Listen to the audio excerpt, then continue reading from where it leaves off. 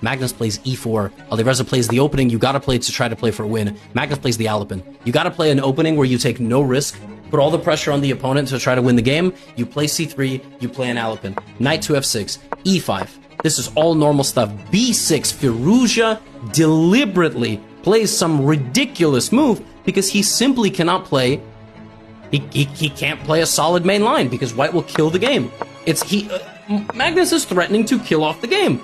But Firouzja actually gets a fantastic little position. Bishop g7. His pawns are a little weird, and now Magnus trying to play very aggressive chess. He's not trying to play for a draw. Firouzja h5, knight c7. This is black is slightly better according to Stockfish. Actually, this is a nightmare situation for a person that's trying to just not lose, right?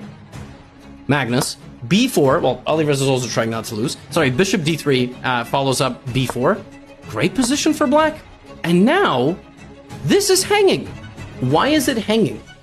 Well, if you take with the bishop, I have bishop takes f3. Right, knight takes e5, knight e5, bishop e5, bishop f3. There's also knight e5, pawn to d6 with a skewer. Alireza Firouzja can play knight takes e5 and take over the game. But he spends 2 minutes and either doesn't see it or doesn't like it. Misses something, plays pawn to d6. Magnus immediately pins that knight to the bishop, castles the king, and the chances for black are gone, and he once again has a near 3-minute time disadvantage.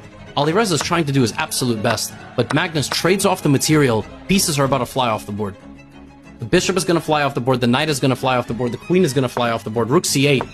Rook c1, Magnus just keeping it uber solid, 3-minute time advantage. Alireza's got to do something. He jumps the knight in. Magnus immediately cuts the connection between the knight and the queen. Alireza plays bishop takes. Magnus grabs the knight. His left side pawn structure completely intact. 3-2 is going to be a big problem for black in all endgames. Bishop goes back to b7, queen e3, and suddenly here come the rooks. And at this point, Magnus knew.